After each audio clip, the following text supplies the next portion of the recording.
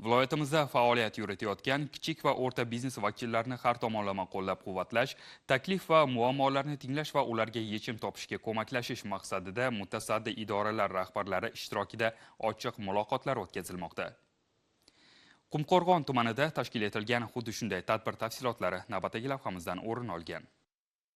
Kichik biznes va xususiy tadbirkorlik mamlakatimiz iqtisodiyotining muhim tayanchi. Shu bois ham so'nggi yillarda ushbu sohani rivojlantirishga qaratilgan qator qonun va qarorlar qabul qilinib, amaliyotga izchil tatbiq etilmoqda. Tadbirkorlik subyektlarini har tomonlama qo'llab-quvvatlash, faoliyatlari bilan bog'liq muammolarni o'rganish va biznes rivoji uchun zarur shart-sharoitlarni yaratish bugungi kun talabidir. Ayni maqsadda Surxondaryo viloyat soliq boshqarmasi boshlig'i Erkin Narmanov tomonidan hududlarda kichik va o'rta biznes vakillari bilan ochiq muloqotlar o'tkazilmoqda. Qumqo'rg'on tumanida bo'lib o'tgan navbatdagi uchrashuvda ham tadbirkorlarning faoliyatlariga to'siq bo'layotgan muammolarga yechim izlandi. Uchrashuv avvalda viloyat soliq boshqarmasi boshlig'i xususiy sektorning iqtisodiyotdagi ahamiyati haqida to'xtalib, soliq sohasida amalga oshirilayotgan islohotlar, berilayotgan soliq imtiyozlari va yengilliklar haqida atroflicha ma'lumotlar berdi. Muloqot chog'ida tadbirkorlar tomonidan cheklarni tahrirlash hamda onlayn nazorat kassa mashinalaridan foydalanish kabi ko'plab savollar o'rtaga tashlandi va mutaxassislar tomonidan atroflicha tushuntirishlar berildi. Qo'rg'on tumanida kichik va o'rta biznes sohasida faoliyat yuritayotgan tadbirkorlar bilan uchrashuv o'tkazib, amaldagi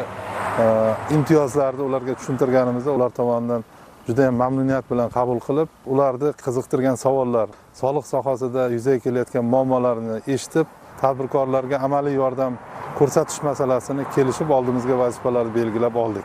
Uchrashuv yakunida soliq majburiyatlarini o'z vaqtida bajarish, xodimlar sonini yashirmaslik va har bir xarid ko'rsatilgan xizmat uchun chek taqdim etilishi lozimligi yana bir bor ta'kidlandi. E'tiborli tomoni shundaki, Surxondaryo viloyat soliq boshqarmasi rahbarining shu kabi ochiq muloqotlari viloyatning barcha tumanlarida davom etmoqda.